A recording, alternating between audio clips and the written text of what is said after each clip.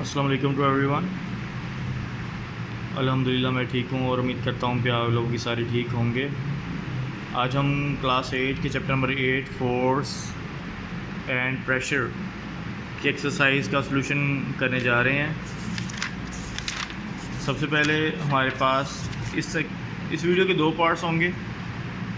First part में हम just MCQs को सॉल्व करेंगे, बाकी जो रिमेनिंग पार्ट है जिसमें इसके शॉर्ट क्वेश्चन और लॉन्ग क्वेश्चंस के बारे में बताया जाएगा वो भी इंशाल्लाह जल्दी अपलोड कर दिया जाएगा। So first MCQ is that the equal forces at the same time on the same stationary body, के इक्वल फोर्सेस लग रही हैं, एक ही बॉडी पे लग रही हैं, लाइन अपोजिट है। Which statement describe the objects motion, तो उस ऑब्जेक्ट की मोशन क्या होगी हमने ये बताना है। Object change direction, objects accelerate, object remain stationary because both forces are equal and are opposite in direction, so the object remains stationary. उसमें किसी किस्म की कोई मूवमेंट आपको नज़र नहीं आएगी। उसके बाद है कि एक स्टूडेंट है पुशेस अगेंस्ट अ ट्री, दरख्त को धक्का लगा रहा है और उसने धक्का लगाया है 10 न्यूटन का। The tree does not move, वो मूव नहीं किया, ट्री अपनी जगह से नहीं हिला। What is the amount of force exerted by the tree on the student. अगर स्टूडेंट ने 10 न्यूटन की फोर्स ट्री के ऊपर लगाई है तो ट्री ने कितने न्यूटन की फोर्स स्टूडेंट के ऊपर लगाई होगी, हमने ये बताना है।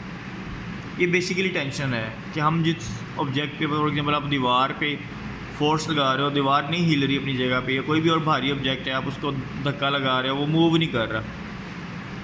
तो साइंस ये कहती है कि जितनी फोर्स हमने लगाई है उतनी ही फोर्स उसने रिस्पॉन्स में लगाई है, इस वजह से वो मूव नहीं किया। अगर हम उसको मूव करवा देते तो हम कहते कि हाँ हमारी फ़ोर्स उसकी फ़ोर्स से ज़्यादा, लेकिन हम क्योंकि ऐसा नहीं कर पाए तो हमारी फ़ोर्स उसकी फोर्स के इक्वल है। कम नहीं कह सकते हैं, हम कहेंगे कि उसके इक्वल ही है। तो दीवार ने भी 10 न्यूटन की फ़ोर्स लगाई।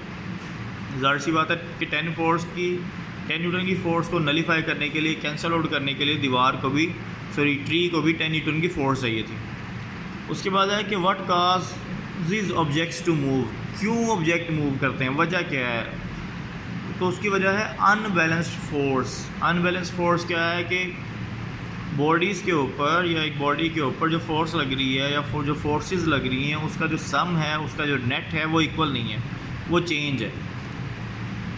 उसके बाद है कि the pressure at the bottom of a tank containing a liquid does not depends upon, कि एक बर्तन है और बर्तन के अंदर आपके पास एक लिक्विड है, लेकिन उस लिक्विड से बहने वाला, उसके निचले हिस्से से बहने वाला जो पानी है, उस बर्तन के निचले हिस्से से बहने वाला जो पानी है उसका प्रेशर किस चीज़ पे डिपेंड नहीं कर रहा, एरिया ऑफ बॉटम पे डिपेंड नहीं कर रहा। ठीक है, ये हमेशा याद रखें कि बॉटम का जो एरिया है वो उस पर डिपेंड नहीं कर रहा, हाइट पे डिपेंड कर रहा है, नेचर ऑफ लिक्विड पे डिपेंड कर रहा है, एक्सेलरेशन ड्यू टू ग्रेविटी के ऊपर भी डिपेंड कर रहा है। उसके बाद 5 है कि the SI unit of pressure. ठीक है, तो वाट एनर्जी का यूनिट, जॉल वर्क का यूनिट, सो पास्कल प्रेशर का यूनिट है और न्यूटन फोर्स का यूनिट है। तो सो सही ऑप्शन जो है वो C है, पास्कल।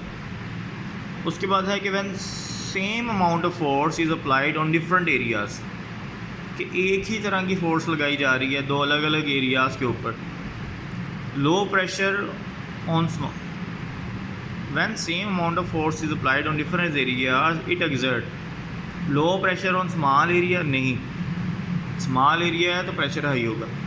नो प्रेशर और know small area on small area, ये भी रॉन्ग है, हाई प्रेशर आएगा। High pressure on small area and high pressure on large area. Large area है तो प्रेशर कम होगा। सो सिर्फ और सिर्फ जो C ऑप्शन है कि high pressure on small area, ये ठीक है। उसके बाद है कि a force of 800 Newton is acting on the surface area of 0.06 meter cube. A force of 100 Newton is acting on the surface area of 0.06 meter cube. The pressure exerted by the force will be. तो हमें पता है कि जो pressure का formula है which is P is equal to force over area। तो हमने क्या किया है, हमने इस फोर्स को इस एरिया पे डिवाइड किया 0.06 पे। तो आंसर आया है 30,000 यानी कि 30 किलो पास्कल।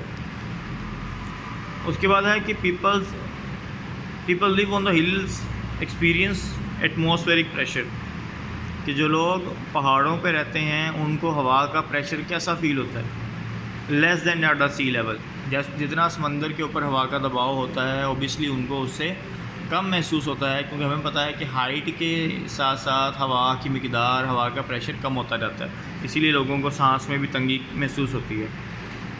उसके बाद है as we go up in the air, जैसे जैसे हम हवा में ऊपर जाते हैं तो क्या होता है, अभी बता देता हूँ कि एटमॉस्फेरिक प्रेशर डिक्रीज़, ठीक है, एटमॉस्फेरिक प्रेशर जो है वो कंटिन्यूसली कम होता जाता है। उम्मीद करता हूँ कि आप लोग को ये समझ आया होगा जितना समझाने की कोशिश की गई है, और इसका सेकंड पार्ट इंशाल्लाह मैं जल्दी अपलोड कर दूँगा। दुआओं में याद रखिएगा। अल्लाह हाफ़िज़।